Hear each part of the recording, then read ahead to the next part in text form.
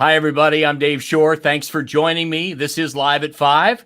We're back after a week off for the holiday last weekend. If you're just joining me for the first time, this is what I do in my office here in downtown Raleigh, North Carolina to wrap up the work week. I work at the ALS Association North Carolina chapter. Just like all of you, you put in a hard week. And so what I do is a hobby is I produce content, just like I did for over 30 years in the broadcast industry. This is my chance to catch up with some of my friends and hopefully share some of our inspirational stories. So this is how we do it on LinkedIn Live, on Facebook Live, and on YouTube Live as well. Please add your comments and questions below. I've got a very special guest and longtime friend today. So without further ado, let's get going.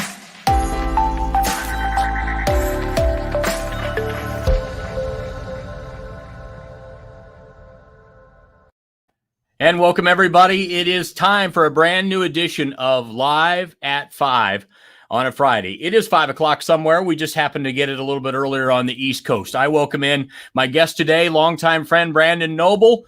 Brandon played years in the NFL. That's where we met. But now we catch up for the first time in a long time, even though we've been keeping up on social media. Brandon, how you doing? I'm doing well, man. Dave, this is awesome. I was excited when you asked me to do this. I obviously look like I've worked a full day just like you, and I have, man. I am down in Sea Isle City, New Jersey, where I own a restaurant, and we've had a full day of service, and I'm getting ready to set up our late night window here in a couple hours and work the graveyard shift and serve all the wonderful patrons of the bars here in Sea Isle City some good, delicious cheesesteaks and all that fun stuff. Oh, that is wonderful. Now, how did you get involved in the restaurant business? It's not an easy one. Oh, it's a hard one. It's been a really hard one over the last year and a half. It's been terrible. But I moved back to Philadelphia, the Philadelphia area after I retired from the NFL. My wife is originally from outside of Philadelphia. I'm originally from Virginia Beach. Moved up here, coached football for a while. I'm still a high school football coach. And a friend of ours that my wife, Mary Kate, grew up with has owned bars and restaurants for his whole life. And he and I have talked about doing something multiple times. And it's funny, when you're in the NFL, everybody tells you never open a restaurant, never open a bar, right? And there's a reason for that. But you know what? The timing just seemed right. I was looking for something to do. I really didn't want to get back into coaching. And that's kind of where I was. I've been out of coaching for about 5 or 6 years now. Professionally, like where I actually get paid to do it, and didn't want to do it because I know the sacrifice that your family has to kind of deal with in that world. And Tommy Brower, my business partner, hit me up just kind of at the right time, and I bought 2 of his business partners out of a breakfast restaurant called Bright Spot Cafe. We were originally in Exton, Pennsylvania.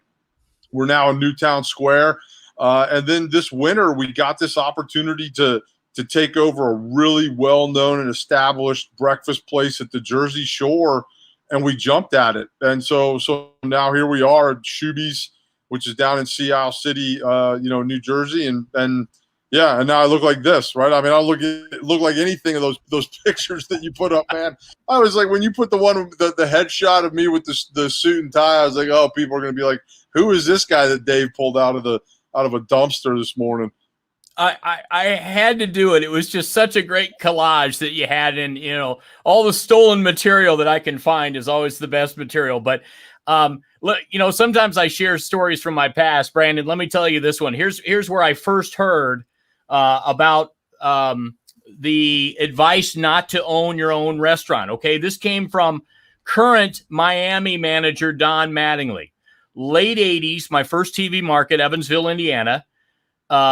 Donnie Baseball was an all-star first baseman with the Yankees, and he would spend the offseason in his hometown of Evansville, Indiana. He owned Mattingly's 23 restaurant, and after the newscast, we'd go over, shoot a little hoops in his restaurant, and I would often find Donnie doing the dishes back in the back during his days of being an all-star first baseman with the Yankees. And so when that restaurant went under, Donnie always said, unless you're there all the time, it's a tough business. So much respect to you, Brandon, and your business partners, because we need it. We love good restaurants with character. And so kudos to you that you're putting on a good show there. Thanks. Yeah, I mean, and look. Look at me. I was busting tables today. I mean, you're exactly right. I was busting some tables, and like I said, I'm going to work the midnight to 3 a.m. shift this morning to serve some food. So, but you know what though, honestly, Dave, like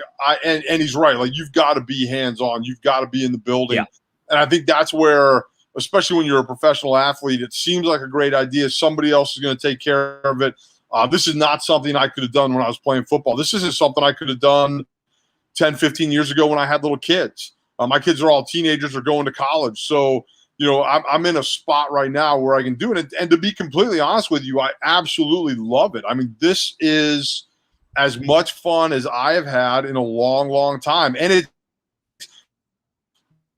coming out of a pandemic. I mean, where we have been shut down for 18 months. But the similarities between running a restaurant and athletics and a team sport are ridiculous. I mean, it's every single day you know exactly what you have to do. Every single day that doesn't happen, and every single day everybody has to execute whatever their job is multiple times.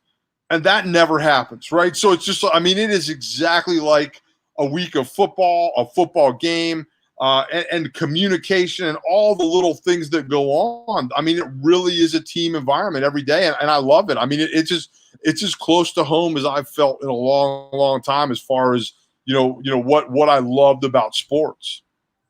Now, we talk business on this show, so a lot of people out there, they're wondering economically how everybody's going to come out of COVID and the pandemic. How has the restaurant business? We all went to carry out and online orders. How is the restaurant business going to change forever because of what we went through? Well, I do think you see a lot more people doing a lot more carry out. But the other thing though is honestly, Dave, I think we got more efficient. I think you became very conscious of your online presence and how things looked and how to do takeout and those kinds of things. But I have found that over the last couple of months that we've been open up here in Pennsylvania, New Jersey, people want to come sit in a restaurant again and hang out with their friends and talk and do the things that we all used to do pre-COVID. So I've really found that even though we're still doing takeout, even though we're still doing things in a different clip right now, we're still not full speed. People want to come and have that experience again where they sit down at a restaurant, somebody walks up to the table, takes their order, you know what I mean? Like, and they sit and enjoy it. And we missed that. So I do think that the restaurant industry, as the world opens up, is one of those ones that will probably go back to normal relatively quickly, depending on the locality's kind of rules and regulations. But I have definitely found that people want to come out. They want to sit down. They want to have a waiter or a waitress. They want to have their drinks. They want the whole experience right now. Yeah, I think that's a great point. A lot of people will watch this not live; they'll watch it this weekend on YouTube. So, but if you are watching live on LinkedIn or Facebook or YouTube, please put your comments or questions down below. I'm able to put them on the screen. But when I shared this on Facebook, Brandon, you have a lot of friends that were excited about this. So hopefully they'll watch it on YouTube. Just search Shore Sports Media and you'll find it on YouTube, and please subscribe to the channel. Okay, here's how we met. I was covering the Dallas Cowboys in the 2000s. Brandon played defensive tackle for the Cowboys. And in my job in the media and traveling with the Cowboys, especially when you probably lost more games than you won, my hard job was to go into the locker room after the game. And I had a couple of go-to guys that in a win or loss, I knew I was going to get something good. In your years, it was Brandon Noble and Greg Ellis. If I couldn't get you two, I didn't have anything. So thank you for always being there, Brandon. That's how we met. I appreciate it. It is how we met. And those were those experiences are hard as a player, right? To be in the locker room, especially with the Cowboys, right? Because that was, like you said, early 2000s. So I made it in Dallas in '99 and then rolled through there till about 2003. And they're coming off all those great years. And the I almost call it the franchise is really struggling to find itself again. And and yeah, I mean, look, it's no fun to answer those questions week in and week out. Why are you guys so bad? What's happening? How do you fix it? And when you don't have any of those answers, especially, but it definitely helped me kind of, get used to being in front of a camera and get used to talking to people in a way. And look, I use it in the restaurant. I mean, look, this last weekend we were short. We were short in the kitchen a little bit, and I was going out and telling people, hey, we're gonna. I apologize for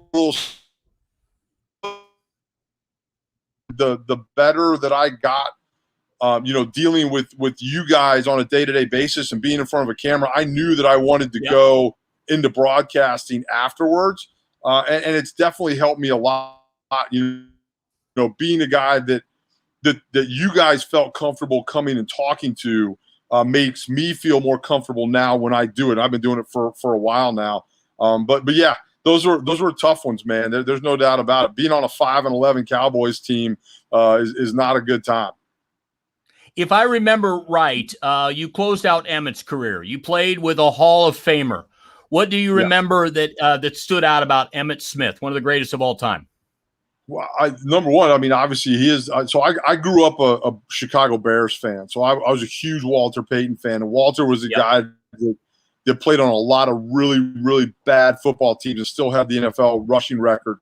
And so to be there in Dallas and watch Emmitt Smith break Walter Payton's record and to be his teammate, right, to be a guy that went out there day in and day out and worked with him. The thing that I tell everybody about Emmitt, and this goes for guys like Mike Irvin and Troy Aikman, Darren Woodson, the guys that are Hall of Famers that I played with, Larry Allen, right, like, they came to work every single day and were pros. Like Emmitt was in the weight room during the off season before anybody else, and he stayed longer than he did all the stuff that we did, and then he did more. And this is at the end of a Hall of Fame career, right? To watch that guy work during the off season when no one's there, that to me was where I was like, man, I tell people about that all the time. Like I was really lucky to be around a lot of guys that are going to be in the Hall of Fame or are in the Hall of Fame already. And there's a reason, right? They're ridiculously talented athletically, but there are so many guys that are ridiculously talented athletically that play in the NFL. But the guys that are able to maximize that because of how they work and prepare and take care of themselves, they're only a handful. And they're the ones that go to camp. They're the ones that get the jacket. And that's why Emmitt was who he was, man. That guy absolutely outworked everybody. And again, on bad football teams, right? 5-11 football teams with no one around him anymore, he still showed up and worked like he did when they won Super Bowls. Another guy that wears a jacket, that yellow jacket, is Larry Allen. You mentioned him. He probably said 0 words in a microphone to me, and probably the least number of words to me other than a short laughter that he would have.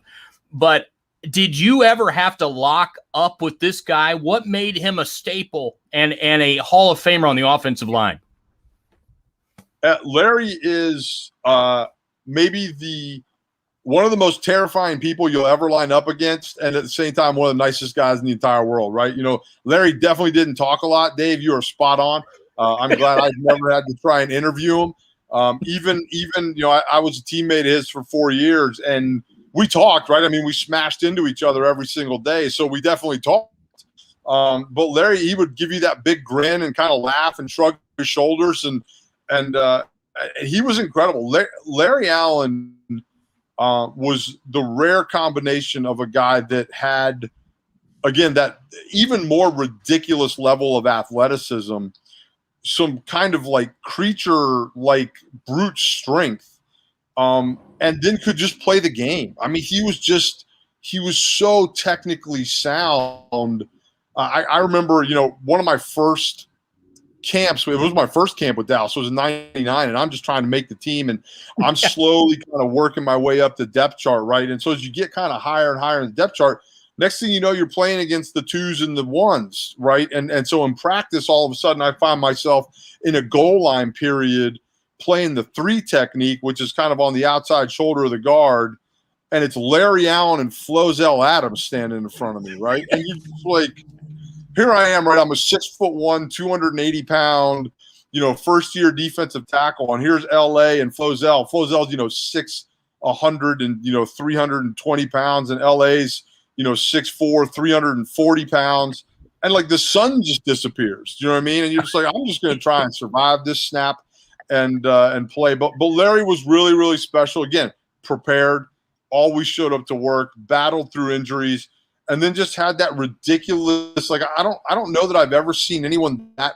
physically strong that could take it to the football field. I think that's where he separated himself with Larry. There's a video on YouTube somewhere of Larry Allen bench pressing 700 pounds. I remember. I mean, and like that number, that's a ridiculous squat, right? Or deadlift. But Larry benched it like it was like 315 for the rest of us. And he could – a lot of times there were guys, Dave, that were really, really strong but couldn't transition that strength onto the football field. But Larry could. And so when Larry hit you, he hit you with all of that. And I remember, so I went – after I played with the Cowboys, I went on and played with the Redskins. And so I had to play against Larry. And so I practiced against Larry every single day in practice. I remember in camp, you'd be kind of like, hey, man, Larry, like, how many reps you taking today? You know what I mean? Like, how hard are you really going? But like, I played against him in Washington, and this was at the end of my career. This is like year 7 or 8, and my insides were sore, not my muscles, not my joints, but like my liver, right? You know what I mean? Like my kidneys, like my lungs. Yeah. It was one of those things, Dave, where like I felt like I've been in a couple minor, knock on wood, car wrecks. And that's what it felt like. Like it wasn't the normal kind of soreness. It was like, interior bleeding kind of stuff. And that's just, Larry was special like that. And an absolute, to me, the best offensive lineman to ever play the game, hands down. When you came upon a team, was there anybody from an offensive situation that you said, I don't know what it is, but I have pretty good luck against this guy? Is it whether on an offensive line or a backfield offensive player? Yeah, I always played really well against the Redskins, which is kind of funny because that's who I went and played for 3 years after I left Dallas. But something for me about the Reds, and maybe it's because I grew up in Virginia, and that's where all my buddies are Redskins fans. And so like I always had really good games. To me, look, I was it may not look like it, but a cerebral guy, right? Like I made it in the NFL because like I could study the game and I understood kind of what was going on out there. And so division opponents, NFC East opponents, I always played better against because I knew them, right? The study was that much easier and actually that much more detailed because I wasn't learning something new, right? I was watching the Redskins for the 9th time in 4 years. So for me, it was always the Redskins, the Eagles, and the Giants that I played best against, mostly because of familiarity and understanding what they were about to do before they did it, which allowed me to kind of overcome some physical shortcomings that I might have had, playing at that level. I just remembered something that popped in when we talked about Larry Allen. One of those seasons, I signed Rocket Ishmael to do a players show with. Okay, so we did a weekly show out at a restaurant. And each week I tell him, why don't you bring one of your teammates? So one week he's like, let's get at Larry Allen. He's so good. I said, Rocket, are you sure? Have you ever heard Larry say much? And he goes, oh, no problem. He brought him out, and Larry said about like 3 words every question and then laughed. And Rocket looks at me during a commercial. He's like, woo! You were right. I love it. Rocket was awesome. Rocket's one of those guys, man. You talk about energy. Holy smokes. And yeah, and Rocket could talk. Rocket's locker was like right next to mine. So he right. And then LA probably had a dip in his mouth. He was probably spitting into something and chuckled every couple minutes. Really deep like that. That's Larry. That's funny. I love that story. No, that is so funny. Brandon Noble, you are so much fun to talk about. You played at Penn State, and we just talked about greats you played for and with in the NFL. What did you learn playing under Joe Paterno? I've been asked that question a lot recently, and there, I mean, it's really hard to put your finger on one thing, Dave. I think the biggest thing for me is, Joe as good as we were on the field, it was more important for him that we turned into good men.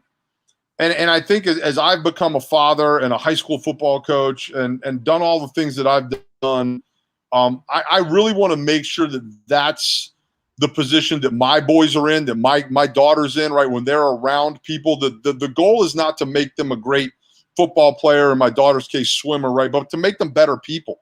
And that, to me, Joe was that, right? Joe was your dad, telling you to do things that you didn't want to do when you didn't want to do them. And then 10, 15 years later, you go, oh, like, I get it, right? I understand why he said to take care of the little things, because if you take care of the little things, the big things take care of themselves, right? You know, it's all those little coaching cliches that we have, but Joe lived them and he meant them. Like, I remember, Joe, this is the truth.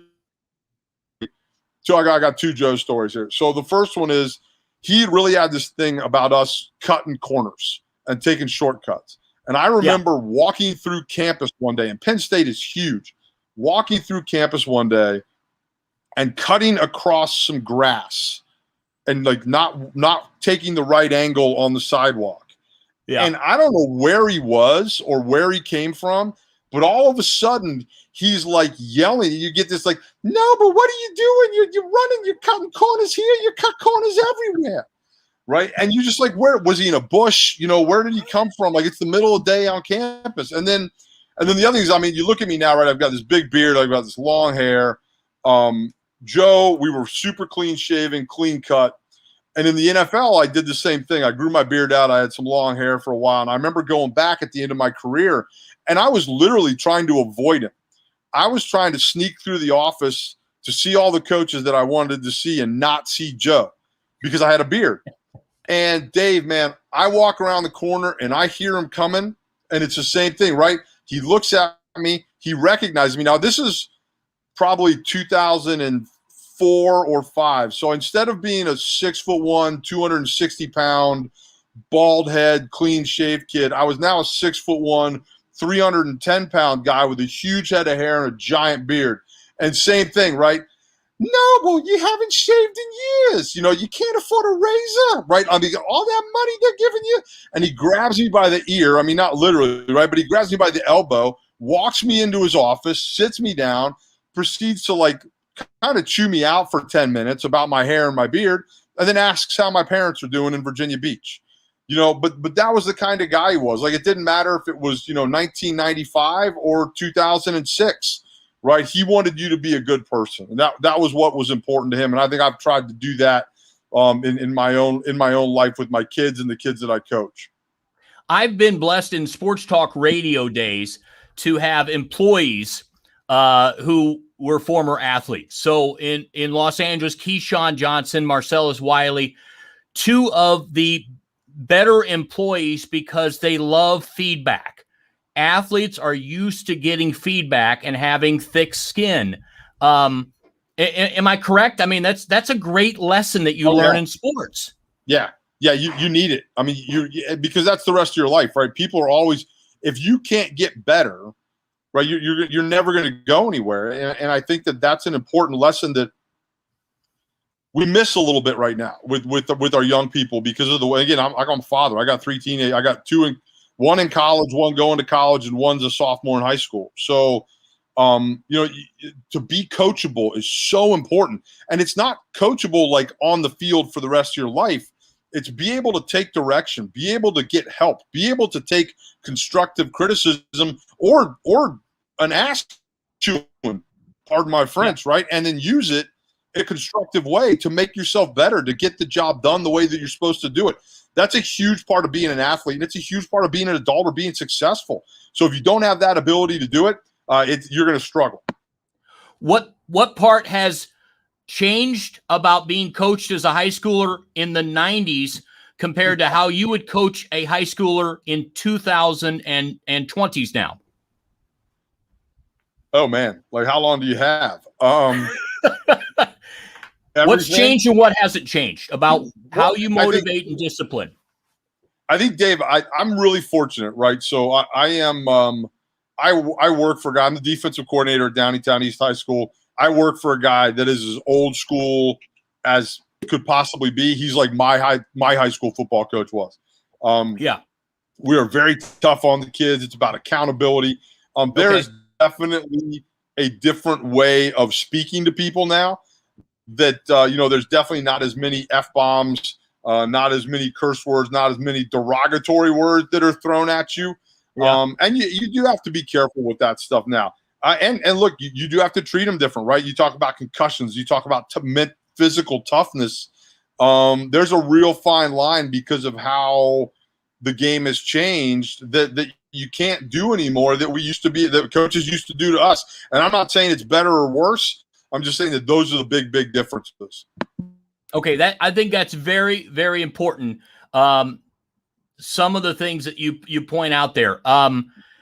So it's a different personality type of athlete now also, right?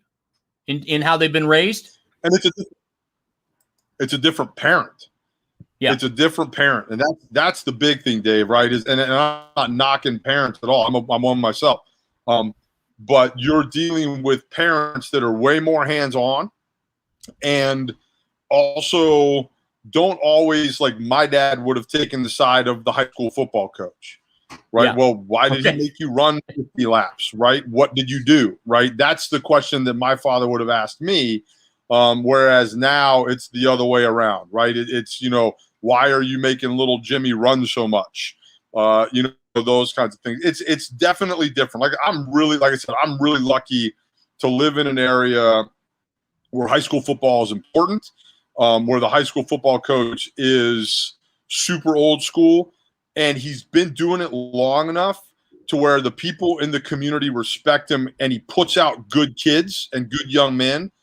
And so they understand how important it is. So it is very similar. Like I said, we take concussion seriously. We take those things seriously. But these kids are coached really, really hard. And I know it's not like that at other places. That's very fascinating. So we get some parents that are watching this right now. If they've got young kids, tell them a thing or two that you would recommend about getting them involved in athletics and how to prepare them for that experience. I think get your kids involved in athletics, whether they want to or not. Don't force them into something. Let them find something that they enjoy. It might mean they play, 3 or 4 different sports, or they find one that they love right away. But definitely get them involved in it for a couple reasons. The first one being, right, you're gonna learn to be in an environment where someone's telling you you're doing something wrong. And as a parent, that's a good thing. If my kid can go out and learn from someone else and take criticism, I know that they're going to be able to go out into the world and handle things, right? The other thing is tell them it's okay, right? Support the coach, right? Support the fact, hey, look, look, coach yelled at me today. Well, why did he yell at you? Like, what happened, right? Well, okay, what really happened? Why? Oh, you made that mistake. Well, maybe coach is trying to make you a better football player or better whatever. Like, I tell parents this, I tell kids this. My job as a coach is to make you better than you think you can be. That's a hard process. That's not something that's easy to go through as a player. All of my best coaches were guys that most days I wanted to punch them in the face, but I love them now. They're guys that made me a better man. And I think that as a parent, if you can get your kid into those kinds of situations, and again, that doesn't mean they're getting, it's not nasty, it's not derogatory, right? Like done the right way with good people involved. It's good for you. My oldest son plays football at Temple. My daughter's going to go swim at Bryant University. My youngest son plays football for us at Downingtown East. And athletics is an important part of them growing up because it's going to make them a lot tougher mentally and physically than people that don't. And in today's world, you need that. I mean, you really do. And that's a skill set. Like you said, if you're a college athlete and that's on your resume, that's huge. That is huge because the employer knows this is a person that I can coach. This is a person that will work hard. It's going to be self-motivated, disciplined. If they played college sports or high school sports, they can do the things that I need them to do in whatever environment that is. Physically, you played it at the highest level, Brandon. You took, I'm sure, a lot of hits. You put a lot on the line with your body. How has it affected you today? Look at me. I mean, look at this. This is how it affected me. I mean, look, Dave, I think I'm fortunate. I guess I feel good. I mean, I do. I've Okay, lost good. a ton of weight. I played it around anywhere between 300 and 320 pounds. I'm probably 265 now. I've dipped down. My mid-pandemic weight was 250 because I was running every day with my wife. I'm not doing that anymore. But I've got bad knees, bad ankles, bad hips, bad shoulders, bad neck. My chiropractor looks at me like I'm a crazy person when I walk in there. But Dave, man, that's a part of the deal. I had 5 knee surgeries. I'm bone on bone in both of my knees. I tore my ACL, my MCL, my PCL, and dislocated my kneecap in my left knee all at once. So it's a part of it, man. It's just a part of it, and I don't want anybody to feel bad for me because I literally would go do it again tomorrow if they let me, and they won't because of all the bad things that have happened to my body at this point. But it really is. It's an honor to be able to have played in the NFL and to play college football, to be able to do what you want to do. I think the thing, man, that makes it all okay for me is like I am one of the very few people that has been able to achieve the dream that they had from the time they were 4 years old and do the thing that they love more than anything else in the entire world, minus my wife and kids, right? Like that thank God for Mary Kate and my children. I would be lost without them. I would be lost without them now. I mean that sincerely.